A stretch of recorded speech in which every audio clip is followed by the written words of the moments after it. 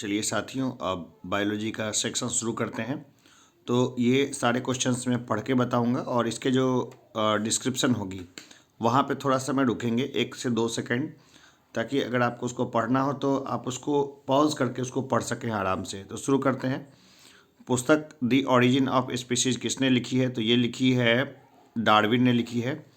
तो ये उसकी लिखी हुई उनका एक और सिद्धांत था, थ्योरी ऑफ नेचुरल सिलेक्शन। ये भी काफ़ी फेमस सिद्धांत था, थ्योरी ऑफ नेचुरल सिलेक्शन।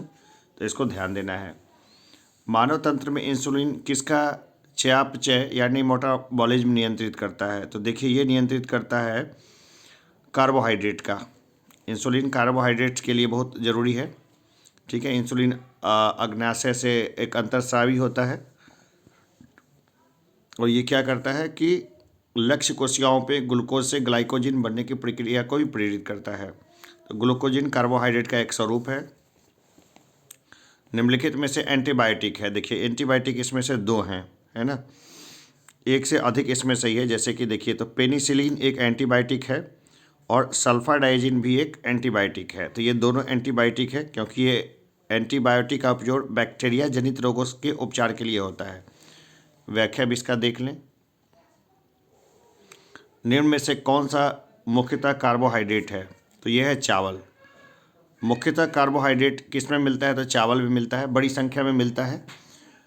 और आपको कुछ और भी देखना हो तो वहाँ पर क्या, पॉज करके रुक के आप इसको दोबारा से पढ़ सकते हैं। ठीक है, तो आप देखिए कि 100 ग्राम पके चावल में 25.5 ग्राम कार्बोहाइड्रेट की मात्रा होती है और चावल में 90% कैलोरी कार्बोहाइड्रेट से आती है। तो साधारण जो होता है ना चावल, खाद्य पदार्थों की तुलना में अधिक विटामिन, खनिज और फाइबर प्रदान करता है। कीट संवर्धन क्या है? तो कीटों की वृद्धि करने का विज्ञान है कीट संवर्धन।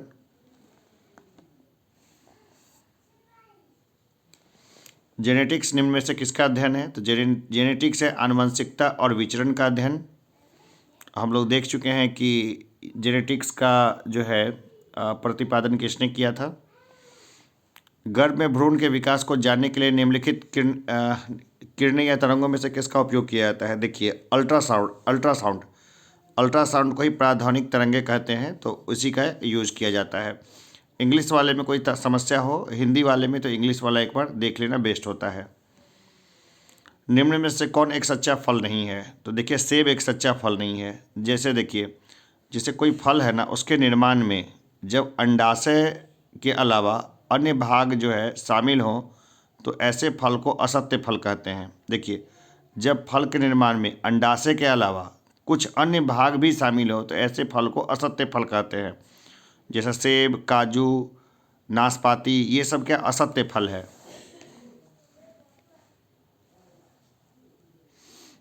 लौंग लौंग के निम्नलिखित में से किस भाग से प्राप्त होता है लौंग? तो देखिए, शुष्क पुष्पकली है लौंग, ठीक है ना। यूजीनिया कैरियोफाइलेटा जो है मध्यम कद का वाले सदाबहार वृक्ष की सूखी हुई पुष्पकलिका है लौंग। लौंग एक मसाला पौधे के किस भाग से प्राप्त होता है? तो फूल की कली से प्राप्त होता है। ठीक है, पढ़ लीजिए जो भी इसका डिटेल है।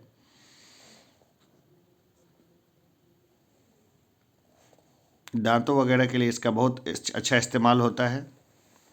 अदरक तना है जड़ नहीं, क्योंकि इसमें नोड और इंटरनोड होते हैं। अदरक में नोड और इंटरनोड होते हैं, इसलिए ये क्या है, तना है। पादप कली है, ये पादप कली एक भ्रूणीय टहनी है। पादप कली क्या है? एक भ्रूणीय टहनी है। आगे देखते हैं कि पौधे जो नमक युक्त मिट्टी में उगते हैं को क्या कहते हैं? तो उनको कहते हैं हेलोफाइट। हेलोफाइट बोलते हैं इसको। इलेक्ट्रोएन्सेफेलोग्राम निम्न में से किसकी निगरानी के लिए उपयोग होता है? तो देखिए, ये मस्तिष्क की निगरानी के लिए इसका इस्तेमाल होता है। ईईजी मस्तिष्क की विद्युतीय गतिविधि को मापने वाला यंत्र है। मांसपेशियों में दर्द के उपचार में उपयोग किया जाने वाला विकिरण है, तो यह है इंफ्रारेड। ये दर्द के लिए इस्तेमाल होता है, ये दर्द निवारण के लिए। जीवों में अत्यधिक विविधता का कारण है, तो यह है उत्परिवर्तन। ठीक है, ये इसको उत्परिवर्तन इसका कारण है। हम लोग देख सकते हैं ये किसने बोला था इसको कि उत्परिवर्तन इसका कारण है। पढ़िए और ज़रूर एक बार बताइए। कमेंट बॉक्स में जो है ना, जो भी प्रश्न है उसका उत्तर देते चलिए ये ज़्यादा अच्छा रहेगा। मेंडल के आनुवंशिकता का सिद्धांत किस पर आधारित है? तो यह है लैंगिक जनन पर। मटर के पौधे का प्रयोग किया था उसने। डीएनए की खोज किसने की थी? तो देखिए, डीएनए की खोज जो थी ना, एक गलत धारणा बनी थी कि इसकी खोज में जो भी नाम आएगा, तो doctor James Watson, doctor Francis Crick, HMF Wilkins तथा फ्रैंकलिन नामक वैज्ञानिकों ने डीएनए की खोज की थी। तो वस्तुतः इन वैज्ञानिकों ने एक्सरे विश्लेषण द्वारा वर्ष 1953 में डीएनए का कुंडलीकर विन्यास प्रस्तुत किया था। तो डीएनए की पहचान सर्वप्रथम वर्ष 1869 में स्विस रसायनशास्त्री फ्रेडरिक मिस्चर ने की थी। फ्रेडरिक ने इसे न्यूक्लियन कहा था। ठीक है, तो ये नाम है नहीं, तो वहाँ पर हम लोग आगे बढ़ेंगे। जीव कोशिकाओं में आनुवांशिक लक्षणों के नियंत्रण में निम्नलिखित में से कौन उत्तरदायी है? तो उत्तरदायी है डीएनए। ठीक है, यकृत एवं मांसपेशियों में ऊर्जा जमा होती है, तो ये जमा होती है ग्लाइकोजिन के रूप में। तो ये जो ऊर्जा जो जमा होती है ना, ये ग्लाइकोजिन के रूप में होती है जमा। मानव शरीर में होता है, तो मानव शरीर में हम लोग देखते हैं 70% से ज़्यादा पानी होता है। पूरा पानी पानी ही के हम लोग बने होते हैं। विटामिन जो रक्त के थक्के बनाने में प्रभावी होता है, तो वह है विटामिन के। निम्नलिखित में से कौन सा विटामिन प्रतिस्कंदक विषों के प्रतिविष प्रतिकारक के रूप में प्रयोग होता है? तो यह है विटामिन के। एंटीडोट के रूप में ये प्रयोग होता है। निम्नलिखित में से किस विटामिन को अर्गो कैल्सीफेरॉल कहते हैं? तो ये कहता है विटामिन D2 को। विटामिन D2 को क्या बोलते हैं? Ergo calciferol. यहाँ से डिटेल जो पढ़ना है तो 1 सेकंड आप रुक करके या पॉज करके आराम से पढ़िए इसको। मानव शरीर में विटामिन ए भंडारित होता है, तो ये भंडारित होता है यकृत में। तो मानव का जो यकृत है ना, वहाँ पे विटामिन ए भंडारित होता रहता है। निम्नलिखित में से कौन सा युग्म सही सुमेलित नहीं है? देखिए, जो सही सुमेलित नहीं है ना, वो साइनोकोबालामाइन रक्ताल्पता से संबंधित नहीं है। रेटिनॉल जीरोफैप्थैलेमिया सही है। टोकोफेरॉल बेरी ऑर्गो कैल्सीफेरॉल रिकेट्स, ये सब सही सुमेलित है ना। तो इसको एक घोट लेना है। मैंने बताया था तरीका, अभी मैंने बताया है आधे घंटे पहले। बस उसमें घोट लेना है उन सब चीज़ों को, भाई लगातार घोटते रहना है इनको। विटामिन निम्नलिखित में से किस युग्म में सही सुमेल नहीं है? तो देखिए, इसमें किस में सही सुमेल नहीं है, तो इसका उत्तर तो ई दिख रहा है। सूर्य का प्रकाश एवं कॉड यकृत तेल विटामिन डी के समृद्ध स्रोत हैं। गेहूं अंकुर तेल विटामिन ई का प्रमुख स्रोत है, जबकि अल्फा से विटामिन के प्रचुर मात्रा में मिलता है। संतरा विटामिन सी का प्रमुख स्रोत है। विटामिन B1 भी बहुत कम मात्रा में प्राप्त होता है। तो इसका उत्तर जो है ई होगा। ठीक है ना, इसका उत्तर ई होगा।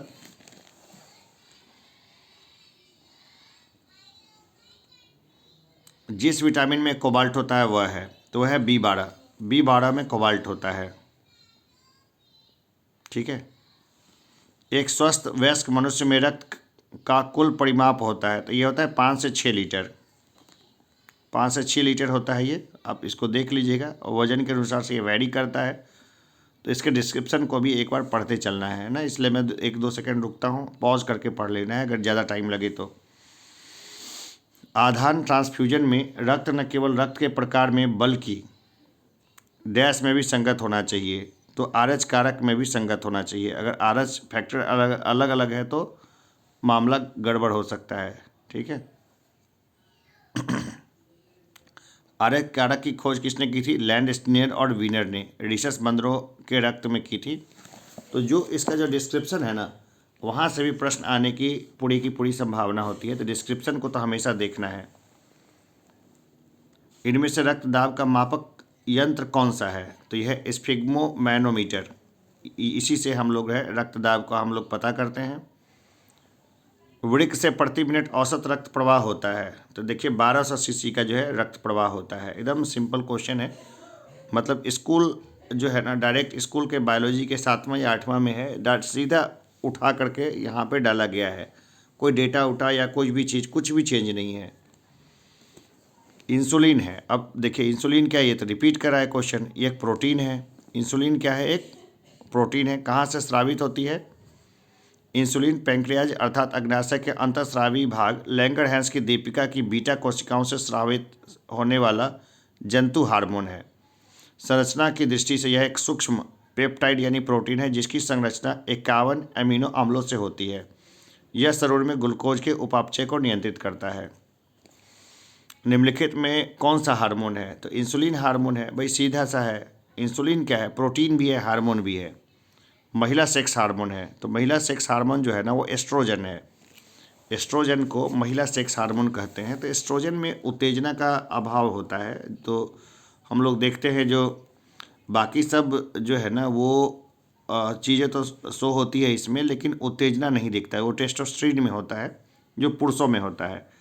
तो जो टेस्टिकल्स जो नीचे लटके होते हैं उसमें होता है टेस्टोस्टेरोन। तो टेस्टोस्टेरोन हार्मोन जो है ना, वो बड़ा नोटोरियस टाइप का हार्मोन है। ये स्त्री के प्रति आकर्षण, यौन संबंधों के प्रति झुकाव, इन सब को वो काफ़ी बढ़ावा देता है। इसलिए जो है ना, मेल थोड़े से ज़्यादा नोटोरियस होते हैं। तो बाकी सब इसको देख लेना है। निम्नलिखित में कौन सा हार्मोन स्तन ग्रंथियों से दुग्ध का स्राव होने में भूमिका निभाता है? तो यह है ऑक्सीटोसिन। ऑक्सीटोसिन का और भी इस्तेमाल है ना, तो वो सब भी एक बार उसको पढ़ लेना है अच्छे से ढंग से। निम्नलिखित में से किस हार्मोन में आयोडीन मिली होती है? तो ये मिली होती है थायरॉक्सिन में। आयोडीन मिली होती है थायरॉक्सिन में। थायरॉक्सिन में क्या होता है? TSH हमारा वो मिला होता है। आगे देखें, पीयूष ग्रंथि स्थित होती है। कहाँ स्थित होती है पीयूष ग्रंथि? तो ये होती है मस्तिष्क में होता है। पिट्यूटरी ग्लैंड मस्तिष्क में होता है। हाइपोथैलेमस के नीचे होता है। एक छोटी सी अंतःस्रावी ग्रंथि है ये। प्रकाश संश्लेषण होता है क्लोरोप्लास्ट में। प्रकाश संश्लेषण कहाँ होता है? क्लोरोप्लास्ट में होता है। प्रकाश संश्लेषण का उपोत्पाद है, तो ये है O2, ऑक्सीजन बनता है।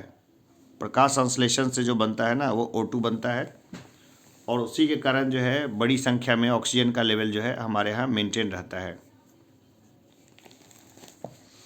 सौर ऊर्जा ATP में बदलती है, तो क्लोरोप्लास्ट में, है ना। सौर ऊर्जा ATP में बदलती है, तो कहाँ बदलती है? तो क्लोरोप्लास्ट में। कोशिका का शक्ति स्रोत होता है, तो कोशिका का जो शक्ति स्रोत है वो है कोशिका का माइटोकॉन्ड्रिया, है ना। माइटोकॉन्ड्रिया जो है इसका जो है वो शक्ति स्रोत है। तो क्या है? माइटोकॉन्ड्रिया को कोशिका का पावर हाउस कहा जाता है। इसको घोट लेना है, सीधा यही लाइन है जो कई किताबों में आपको देखने को मिल जाएगा। भ्रूण किस में मिलता है? बीज में। बीज में भ्रूण जो है वो छुपा होता है। निम्नलिखित में से कौन प्रतिजैविक औषधि है? तो देखिए इसमें एक से अधिक मामला है। क्लोरोडेम्फेनिकॉल एक प्रतिजैविक औषधि है जिसका उपयोग बैक्टीरिया इन्फेक्शन के उपचार में किया जाता है। सल्फागुआनिडीन एक प्रकार का सल्फोनामाइड प्रतिजैविक है जो जीवाणुरोधी एजेंट के रूप में कार्य करता है। इस प्रकार इस प्रश्न के लिए एक से अधिक विकल्प सही हैं। टाइफाइड तथा कॉलेरा विशिष्ट उदाहरण हैं। तो ये विशिष्ट उदाहरण हैं जलजन्य रोगों के। जलजन्य रोगों के ये विशिष्ट उदाहरण हैं। मनुष्य में एफ्लाटॉक्सिन खाद्य विषाक्तन द्वारा सामान्यतः कौन सा अंग प्रभावित होता है? तो ये होता है यकृत। यकृत इससे प्रभावित होने वाला जो है वो प्रमुख चीज़ है। यकृत को बचा के रखना चाहिए, है ना। उल्टा पुल्टा चीज़ तो खाना ही नहीं चाहिए कभी भी।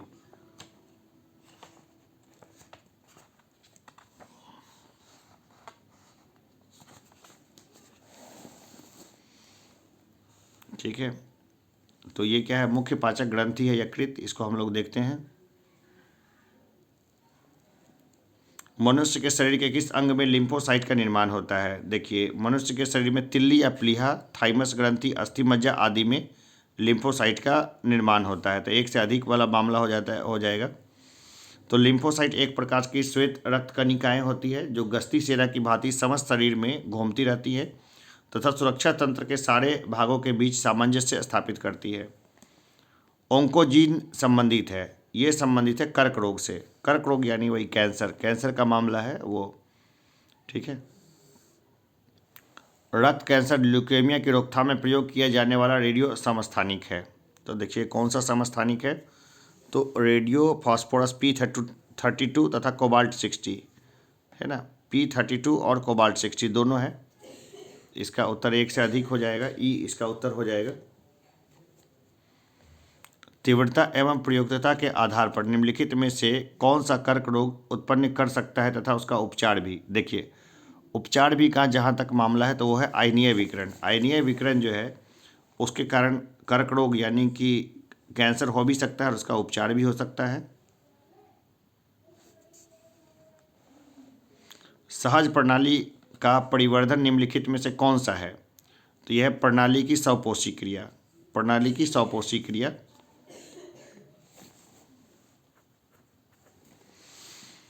शरीर का तापक्रम नियंत्रित करता है, भाई सीधा है हाइपोथैलेमस।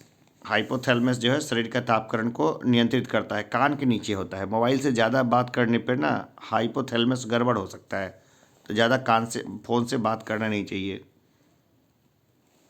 शरीर का तापमान नियंत्रित करता है, तो ये करता है हाइपोथैलेमस। भाई लगातार पूछा है, 64 में पूछ लिया, 65 में पूछ लिया, तो प्रश्न रिपीट हो रहा है, तो हम लोग को भी क्या करना चाहिए, रिपीट करना चाहिए, इनको लगातार पढ़िए। लैंगिक जनन से आनुवंशिक विचरण कैसे होता है, तो देखिए ये सब कारण से होता है। जीन के सम्मिश्रण से, ब्लेंडिंग ऑफ जीन्स हो जाता है, क्रोमोसोम में बदलाव से, बिल्कुल जीन के मिश्रण से यानी सफलिंग से, सब के कारण होता है ये। डीएनए को किसने अंतः पात्र में बनाया था, तो आर्थर कॉर्नबर्ग ने। आर्थर कॉर्नबर्ग ने सर्वप्रथम डीएनए को एक अंतः पात्र में बनाया। पार्किंसन बीमारी के उपचार के विकास के लिए किसको नोबेल पुरस्कार दिया गया, आर्विड कार्लसन को। एकदम ध्यान देना है, पार्किंसन में क्या होता है भाई, नोबेल पुरस्कार वगैरह सब मिल चुका है भाई, ढंग से पढ़ लेना इसको। कौन सा दिन डायबिटीज़ दिवस के रूप में मनाया जाता है, 14 नवंबर। बाल दिवस को डायबिटीज़ दिवस के रूप में भी मनाया जाता है।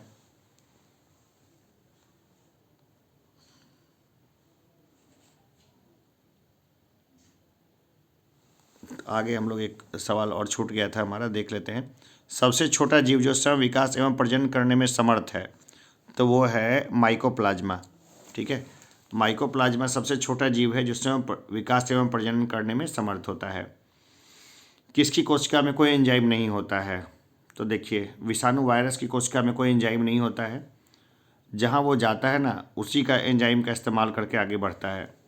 बिल तथा मेलिंडा गेट्स फाउंडेशन द्वारा स्थापित भारत के लिए कार्यरत आवाहन किस प्रतिरोध के लिए कार्यरत है, HIV एड्स के लिए है। वैसे ये जो bill and Melinda Gates foundation है ना, इसके कई सारे ब्लैक मामले भी हैं इनके ऊपर पे, तो इसके ऊपर हम लोग आराम से बात करेंगे। सर्वप्रथम मानव हृदय प्रत्यारोपण हुआ था, तो ये हुआ था दक्षिण अफ्रीका में। ठीक है, डॉक्टर क्रिश्चियन बर्नार्ड ने किया था। जीवाणु की खोज किसने की थी, तो ये की थी ल्यूवेनहॉक ने। एंटोनी ल्यूवेनहॉक ने इसको खोजा था सबसे पहले। तो ये डिटेल है उसका, इसको भी देखते जाना है। ये मैंने रिवीजन के हिसाब से दिया है, लेकिन रिवीजन भी करना है अपने तरीके से। रिवीजन में भी क्या है, छोड़ना नहीं है पॉइंट्स को कभी भी।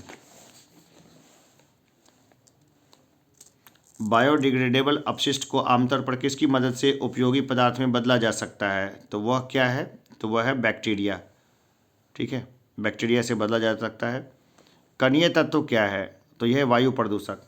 कणीय तत्व क्या है, तो यह है वायु प्रदूषक। वायु प्रदूषक क्या है, कणीय तत्व है। संवहनी वैस्कुलर पौधों में पानी ऊपर किससे जाता है, तो ये जाता है जाइलम टिश्यू से। जाइलम टिश्यू से ऊपर की तरफ जाता है। सेल्सियस स्केल पर मानव शरीर का सामान्य तापमान होगा, तो ये होगा 36.9 डिग्री सेल्सियस।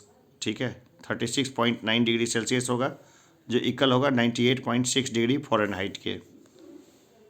सर्वदाता वर्ग के रक्तदाता का रक्त ग्रुप होता है, तो ये होता है O। सर्वदाता है O। सार्वभौमिक स्वीकार्य रक्त समूह है, तो ये है AB। ये रक्त समूह AB सर्व स्वीकार्य है।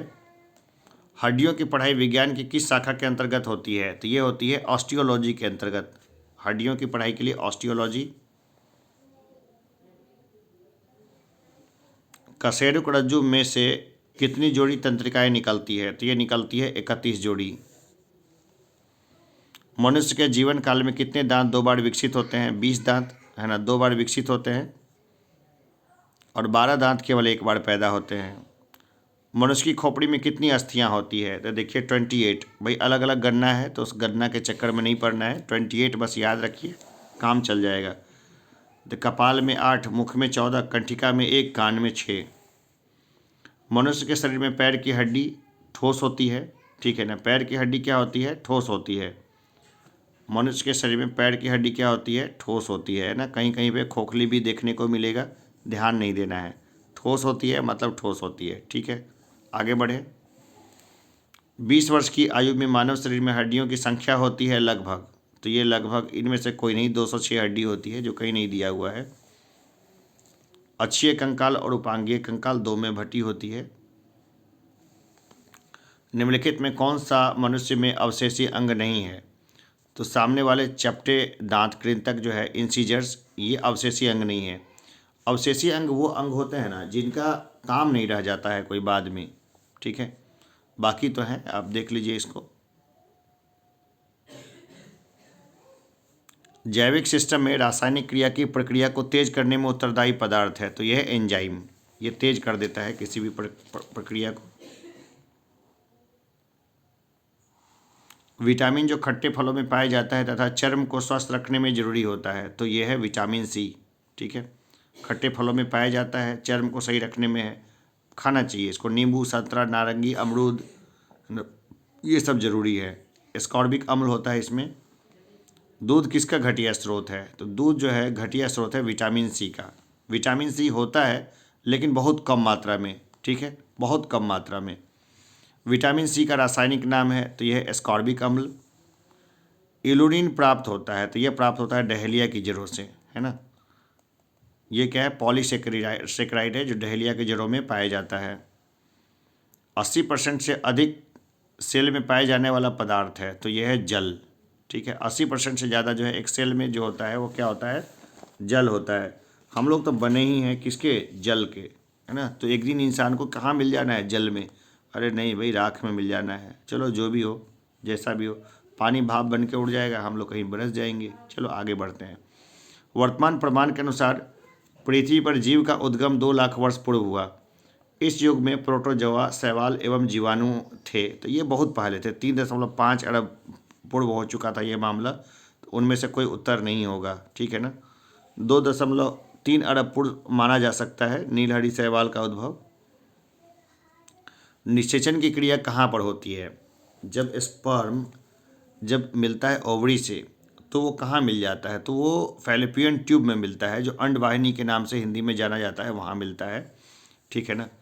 तो ये योनि मार्ग में तो होता आता ही नहीं है। वो योनि मार्ग में जब आता है तो डिसइंटीग्रेट होकर आता है, ब्लड के रूप में आता है। अंड ग्रंथि का तो मामला नहीं बनता, वहाँ से जब छूटता है तब बनता है। गर्भाशय में एक बार यहाँ पर जो है ना, जो फर्टिलाइजेशन का प्रक्रिया हो जाता है, इसके बाद धीरे धीरे खिसक के वो जाके गर्भाशय की दीवार से चिपक जाता है, ठीक है। आप इसको पढ़ सकते हैं। आधुनिक मनुष्य का पूर्वज है, तो यह क्रो-मैग्नन मनुष्य। क्रो-मैग्नन मनुष्य जो है ना, आधुनिक मनुष्य का पूर्वज है। ये प्रश्न दोबारा आ सकता है क्योंकि क्रो-मैग्नन मनुष्य के ऊपर में फिर नई खोज हो चुकी है अभी अभी। विकास का मुख्य कारक है, तो यह प्राकृतिक वरण, ठीक है। मुख्य कारक इसका प्राकृतिक वरण ही है। अब देख लीजिए किसने बोला था ये सबसे पहले, कमेंट बॉक्स में बताइए। अभी अभी मैंने बताया है। शैवाल और कवक के मिलने से लाइकेन बनता है, जिसे कहते हैं, तो जिसे क्या कहते हैं भाई? म्यूचुअलिज्म बोलते हैं इसको। बहुत बार आ चुका है ये सवाल, रिपीटेड सवाल है। यूपीपीसीएस ने, और मतलब क्या बोलते हैं उसको, इसने तो इतनी बार पूछा है कि बस पूछिए ही मत, यूपीएससी ने और यूपीपीसीएस ने। प्रतिवर्ती क्रियाओं का नियंत्रण केंद्र कहाँ पर है? तो यह कशेरुक रज्जु में, स्पाइनल कॉर्ड में है प्रतिवर्ती क्रियाओं का। विकास का कारण है, विकास का कारण है पीढ़ी से पीढ़ी अनुकूलन। विकास कैसे होता है? तो एक पीढ़ी से पीढ़ी अनुकूलन होता है ना, तब विकास होता है।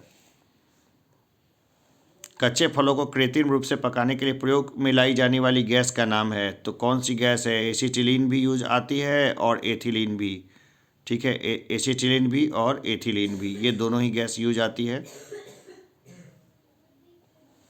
माँ पौधे की भांति पौधा मिलता है, तो इन दोनों से मिलता है, बीजों से भी और तनाकाट से, दोनों जगह से मिलता है, बीज से भी और तनाकाट से। ठीक है, दोनों जगह से मिलता है। पानी मिट्टी से जड़ों में जिस भौतिक प्रक्रिया द्वारा गुजरता है उसे कहा जाता है परासरण।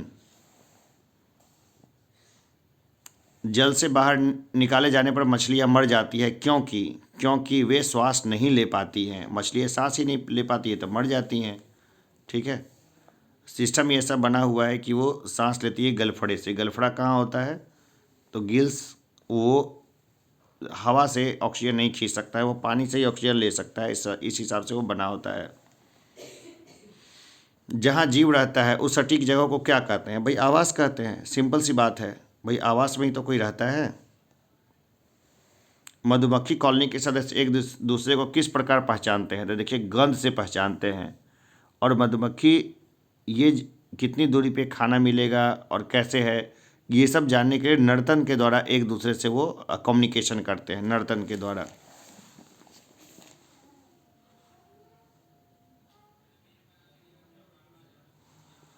मायोग्लोबिन में कौन सी धातु होती है? तो ये होता है लोहा। मायोग्लोबिन में होता है लोहा। मनुष्य के शरीर में खून के शुद्धिकरण की प्रक्रिया को कहते हैं, तक बोलते हैं डायलिसिस। निम्न में से किसकी कमी से मधुमेह होता है? तो इंसुलिन की कमी से मधुमेह होता है। ठीक है ना, इसमें देख लीजिए। एड्स निम्न कारणों में से किसके द्वारा होता है? एड्स जो होता है वो होता है विषाणु के कारण, है ना, HIV, human immuno deficiency syndrome. तो एड्स जो था ना, ये पहले एक समय में बड़ी महामारी का रूप ले रहा था। खैर अब तो काफ़ी कंट्रोल में है। HIV द्वारा होने वाला रोग है तो ये है एड्स। HIV संक्रमित जो लोग होते हैं उनको जो रोग हो जाता है वो होता है एड्स। निमोनिया एक संक्रमण है, तो ये संक्रमण है फेफड़ों का। निमोनिया फेफड़ों का संक्रमण है। स्त्रियों की तुलना में पुरुष अधिक वर्णांधता से पीड़ित हो सकते हैं, क्योंकि उनमें केवल एक एक्स क्रोमोसोम होता है। ठीक है, अब महिलाओं में 2 होता है तो बैलेंस हो जाता है मामला, पुरुष में 1 ही होता है तो बैलेंस नहीं हो पाता। एस्पिरिन कहाँ से मिलती है? ये मिलती है एक पेड़ से।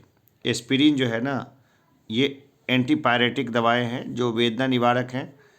इनको विलो वृक्ष की छाल से प्राप्त किया जाता है। गेहूं की खेती के लिए कौन से उर्वरक का उपयोग करेंगे? तो करेंगे नाइट्रोजन का। नाइट्रोजन का इस्तेमाल करेंगे। ये यूरिया में मिलता है नाइट्रोजन। क्लोरोफिल में कौन सा धातु आयन पाया जाता है? क्लोरोफिल में पाया जाता है मैग्नीशियम, है ना। क्लोरोफिल में क्या होता है? तो मैग्नीशियम होता है। सिंपल सी बात है, यहाँ देख लीजिए। पौधे एवं जड़ों का खाना तैयार करने की प्रक्रिया कहलाती है, तो ये कहलाती है फोटोसिंथेसिस। सिंपल सी बात है। पौधों को सबसे ज़्यादा पोषक तत्व जो मिलते हैं ना, मिट्टी से ही मिलते हैं। भाई खाना तो बनाता है वो अलग इशू है, लेकिन मिट्टी से ही मुख्यतः उसको पोषण मिलता है। कीट भक्षी पौधे मिट्टी में किसकी कमी से उगते हैं? तो देखिए, कीट भक्षी नाइट्रोजन कम रहेगा ना, तो उसको बाहर से नाइट्रोजन लेने की ज़रूरत पड़ती है। वैसे कंडीशन में वो कीट पतंगों का शिकार करने लगता है पौधा। तो नागालैंड में ऐसे पौधे मिलते हैं, क्या है कि लगातार बारिश के कारण जो है ना, उनको नाइट्रोजन कम मिलता है। जीवन चक्र की दृष्टि से पौधे का सबसे महत्वपूर्ण अंग है, तो यह है पुष्प। पौधे का सबसे महत्वपूर्ण अंग क्या है? तो यह पुष्प है। पौधे का तना पौधे के सभी हिस्सों में भोजन वितरित करने में तथा और किस चीज़ में मदद करता है? भाई और कई सारे काम करता है वो। भोजन पोषक तत्वों को जल के साथ वितरित करने तथा भोजन पोषक तत्वों के भंडारण में मदद करता है। यह पौधों की पत्तियां, फूलों एवं फलों को सहारा देने के साथ पौधे को आकार देने में मुख्य भूमिका निभाता है। तो ये सारे काम उसमें दिख गए, तो इसका उत्तर ई हो जाएगा। सबसे लंबा जीवित वृक्ष है, तो यह है सिकोआ। सबसे लंबा जो है कौन सा? सिकोआ है, 115 मीटर से अधिक है। और सबसे छोटा कौन है? तो ये एंजियोस्पर्म वुल्फिया का है। एस्पिरिन क्या है? एस्पिरिन क्या है? तो यह है एंटीपायरेटिक। एस्पिरिन क्या है? एंटीपायरेटिक है। किस वनस्पति खाद्य में अधिकतम प्रोटीन होता है? तो यह होता है सोयाबीन में। तना काट आमतौर से किसके प्रवर्धन के लिए उपयोग किया जाता है? तो ये गन्ना के लिए तना काट का उपयोग होता है। संसार का सबसे बड़ा पुष्प है, तो यह है रेफ्लेशिया। संसार का सबसे बड़ा पुष्प है रेफ्लेशिया। हरगोविंद खुराना को किस आविष्कार के लिए सम्मानित किया गया? जीन के संश्लेषण के लिए। जीन के संश्लेषण के लिए हरगोविंद खुराना को जो है सम्मानित किया गया। चिकित्सा का नोबेल प्राइज़ भी मिला था कब? 1968 में। याद करिए, अभी एक आध घंटे पहले इशू। डॉक्टरों द्वारा एनेस्थीसिया के रूप में प्रयोग होने वाली हास्य गैस है, तो यह है नाइट्रस ऑक्साइड। देखिए आर्कियोपटेरिक्स है, तो यह है जुरासिक युग का सर्व पुरातन पक्षी है। ये डॉल्फिन वर्गीकृत किए जाते हैं, स्तनी है डॉल्फिन, अपने बच्चों को जन्म देते हैं और फिर उसको दूध पिलाते हैं। प्रतिवर्ष 5 लाख भारतीय एक रोग से मरते हैं, इसकी पहचान करें, तो यह है क्षय रोग। रात के समय यह सलाह दी जाती है कि पेड़ के नीचे न सोए, क्योंकि पेड़, तो देखिए पेड़ जो है ना रात के समय क्या करता है ना कि वो कार्बन डाइऑक्साइड को मुक्त करने लगता है अपने में, तो ये इससे आदमी क्या घुटन महसूस होने लगेगी। तो बोलते हैं ना पेड़ के नीचे सोए कि भूत गर्दन दबा दिया, अरे सांस लेने में तकलीफ तो होगी, क्योंकि पेड़ उस समय कार्बन डाइऑक्साइड मुक्त करने लग जाते हैं। निम्न में सबसे मीठी चीनी है, तो यह फ्रुक्टोज। सबसे मीठी चीनी होती है फ्रुक्टोज, C6H12O6। शर्कराओं में सबसे मीठी है, तो यह है फ्रक्टोज। फ्रक्टोज मोनोसेक्राइड है जो सर्वाधिक मीठा होता है। करवाहट के लिए मानव जीव का संवेदनशील क्षेत्र है, तो ये है पीछे का भाग। पीछे का भाग जो होता है ना, यहाँ से हमें कड़वापन का वो होता है। मटर पौधा है, तो मटर किस तरह का पौधा है? साग है मटर। मटर क्या है? साग है। फलियाँ अत्यधिक पौष्टिक होती है क्योंकि उनमें प्रचुर मात्रा में होती है। क्या होती है प्रचुर मात्रा में? तो ये होती है प्रोटीन।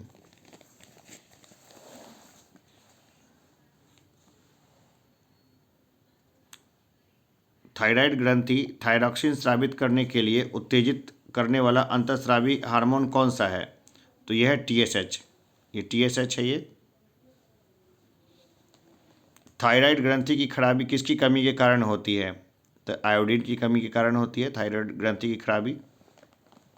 तो ये बेसिक चीज़ है जो हमने देखा है, इसको पढ़ लीजिए आराम से, ठीक है। और ज़्यादा आयोडीन की कमी हो तो घेंघा रोग हो जाता है। जब हम बकरी या भेड़ का मांस खाते हैं तब हम द्वितीय उपभोक्ता होते हैं। मानव एवं अन्य जीव हैं सर्वहारी हैं। मांसाहारी द्वितीय या गौण उपभोक्ता होते हैं। शाकाहारी प्राथमिक उपभोक्ता होते हैं।